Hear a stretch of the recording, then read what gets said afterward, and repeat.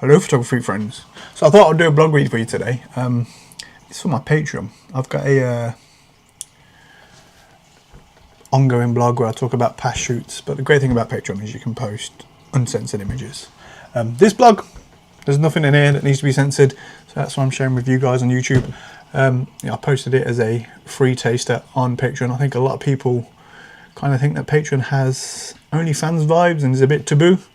And it doesn't have to be. It just allows photographers, creators like me, to post stuff that we can't get away with posting uncensored on social media, and then offer that as content and something fun where you can literally buy us a coffee every month and I will post lots of blogs. I mean, I spend so long writing them, way more than I make. It's just a labour of love at this point. I just enjoy exploring the philosophy, the psychology, just exploration pieces of past shoots. I've got a book club on there, so I don't know why I did this. I just talk about books that I own, so they're all photography books, not just random books. It's all photography related. Don't get me wrong, people do go on there and they probably just go for nudes. If that's your thing, then I suppose that's an option. But if you're going to go there and think I'm just going to post adult stuff, then you're sadly mistaken. This blog proves the kind of vibe that every blog takes. It just includes images that sometimes I'd otherwise have to censor. So yeah, so hopefully you enjoy it, and let's go. I'm going to do a bit of a screen record, as well as I'll put the images, I'll overlay them on the screen, and yeah, you'll see it in real time. I'm not sure, I'll work it out as I go. You'll see. So this blog is called The Post Room. Very inventive title. I'm going to read it word for word so you get an idea of what I write, really. This is what this is all about. You might enjoy these BTS stories, I'm sure you will, because I enjoy writing them. So if I enjoy writing them, there's got to be an audience for it, right? Because it's just one of them.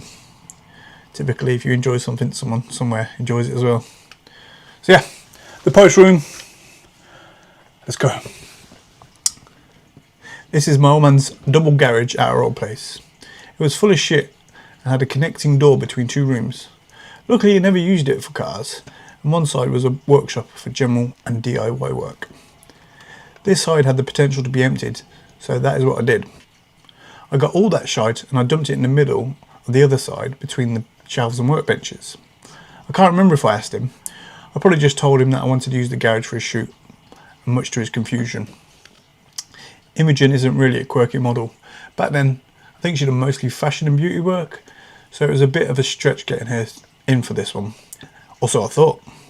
As she liked David LaChapelle, David LaChapelle? I'm assuming that's how you pronounce it. As she likes David LaChapelle too, it didn't take much to convince her that we're probably going to get a bit weird like him, and she fancied trying it. I cleaned the garage right up, threw up some plastic sheeting, and made some form of set that gave it a title, The Post Room. I think I was going for some sort of mannequin in an empty industrial room look, plus all the shit titles. Wherever I was going for, this is what we got. A trusty palette, again with a light under it and some gel to give it atmosphere. I was in my element for quirky. I mean, who shoots in a garage? Back before I had the studio, I would make anything my imagination could viably turn into a set, and with whatever props I could get my hands on for as cheap as humanly possible. This typically meant utilising whatever we had lying around. Having a studio really steals that creative flair from you. As I've said before, I really miss it, as you don't see past the walls of what you have, when what you have is an already made, predetermined creative space. Immogen, more used to HD type shooting than the guerrilla affairs I smash out, insisted on having a team, so we had Natalie Wood doing makeup and Arron best on hair. That just ramps up the pressure on me, as I usually fly solo, and they're coming to my garage to shoot some crazy shit. I can only imagine what they were thinking or thought they were getting themselves into when they saw the location. I imagine I gave them the reassuring spiel about how fucked up and cool it was going to be, and I hope they realised prior to avoid disappointment. These are things people don't see in photography. Unlit scenes, often cold, damp and sometimes smelly places, and people think it's glamorous and we all sit around having pillow fights with naked women or something. Like with all my quirky ideas, the image I had in my mind was a header image. I'll insert that here. And it died. It got no traction, turned no heads, and left social media and PP unbothered largely, PP being purple bot. Yeah, absolutely fucking loved it, and I still do. I couldn't make up my mind whether it was what Immogen was expecting or what she truly thought. Not all the images from this set were equal or really sung to me either. Some felt a bit awkward in places, but you could argue that that was part of the charm given what we were doing. However, a couple were exactly what I wanted, and I think they feel really editorial weird for a tiny budget. 90% of a decent editorial image is just lighting and a good model able to pull off a vibe that suits the narrative. At this point, I was just used to being the guy that shot weird shit that went down like a lead balloon, so I guess I could take any failure on the chin. You're hopefully both smart enough and live long enough to learn how fake social media is in terms of gratification, and that its ability to deliver you acceptance is completely hollow.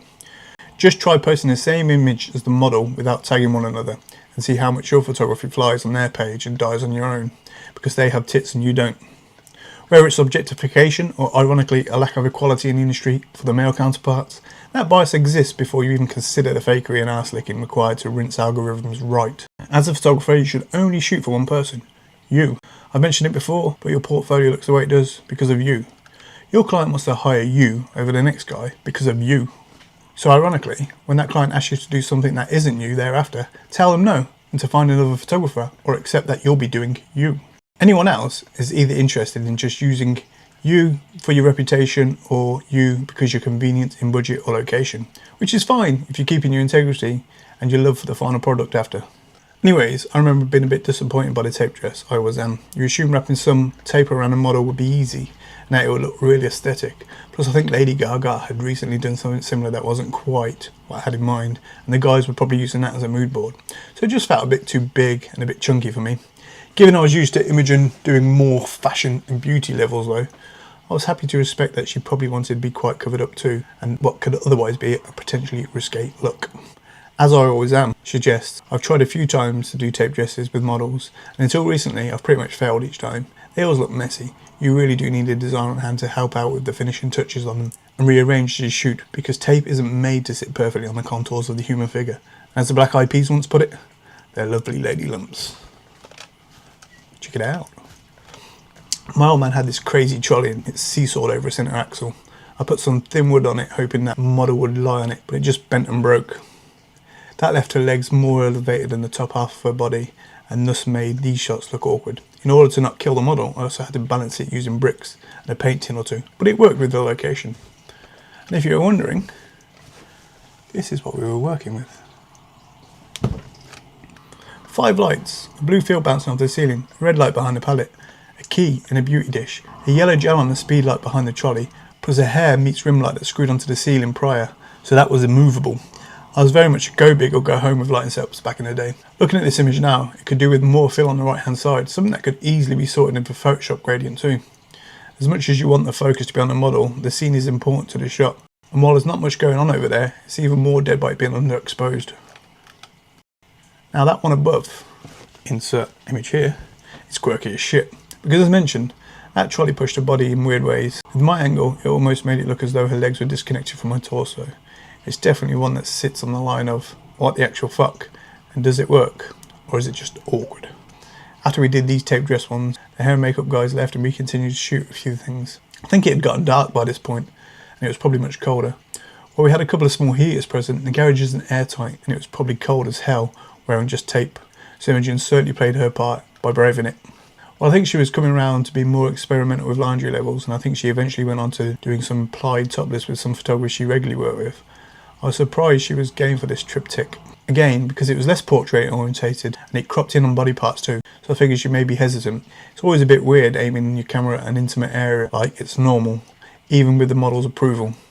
You're kind of saying, we're going to focus on the objectification of you now. And while that may be an accepted thing in art and photography, you're always a bit unsure how the suggestion will go down. I think we probably mood boarded this and agreed ahead of time though, and I just checked in as we shot to see if she was still comfortable. I do need to warm up that piss yellow lighting though. I think I did originally from the first edit too, so I can only imagine how pissy it was prior. Looking at it again, I would do so even more. Certain yellow gels just remind me of dehydrated piss. I don't know if that's just stuck in my psyche or it's truly a hated colour by all. I'm not a fan anyway, and that's kind of all that matters.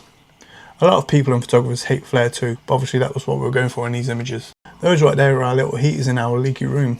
One of them can still be found at Splash Point. I figured they didn't stand out too much against the industrial vibe, so I included them in the shot. Lastly, we wanted to do a dust sheet dress to rival a tape dress. I think these ended up being Immogen's favourite images as they fell more in line with the quirky fashion concept. We were trying to get a flicker movement into them too, so they felt more shapely and puffy rather than just lying dead against the body. Without ribbing, it just wouldn't have any shape or flow. It would be a mass of hanging material. I think for me, if I were to do these shots again, I'd treat them more individually lit from the scene, and I'd really ramp up the lighting on them. I'd move off the background a little more to isolate them more from it with lighting. I'm not sure what I was thinking at the time, or whether it was just because we wanted to get the context of the dust sheets behind her. And that one was still hanging at that point, but I think the shot could be elevated so much more with those changes. It's probably a combo of being less experienced, it being later in the day, and thus I'm more lazy with less concentration, and of course being acutely aware of us still being in a cold garage in the dark after a few hours already shooting in such conditions. I always say this about old shoots, especially as I romanticise that my taste may have changed and there might be a goldmine of images I ignored in the raws, but I'd love to crack open these images again one day and have a look. Often it's your eye that improves in photography and you can surprise yourself. However, that eye also exists in real time, so these days you just self-edit with more experience and thus you get far more hits as you progress to later shoots, so that romance may be misplaced. I'm not actually sure we shot enough different image scenarios on the same theme to really find anything to stand out other than slightly different poses and emotions, but I may make the effort to have a look all the same. Yeah, and that's it really. Hopefully my terrible narration isn't too bad. I'll find out when I edit, I guess. Yeah, I just wanted to put this out there because I want to encourage people to join and not be put off by the concept that it will be taboo, and it really isn't, because this is the kind of vibe that I do. They're all past shoots. I don't shoot adult stuff. I don't shoot content just for Patreon. You know, if you like my standard covered up, provocative, quirky, weird photography, then the only difference is you have all that here, uncensored, and with shoot stories. And a lot of the stories are very much that way inclined, and a lot of them, yeah, I can go off on a tangent and talk about the industry. I can not always is solely about the shoot. There might be a lot of tricks, tips, psychological photography, philosophy in there, and yeah, you just might enjoy it. I enjoy doing it because I think it's important that you learn who you are, and the more you talk about what you are and what you do and why you do it, the more you understand who you are, the more it reinforces you, your vision, your style, and that can only be a good thing in terms of having an identity in photography and just doing shit your own way. So yeah, let me know if you vibe. In fact, if you vibe, I'll obviously have a link down below to Patreon and you can join up. It's about £5 a month, honestly, and I spent hours a week writing these blogs.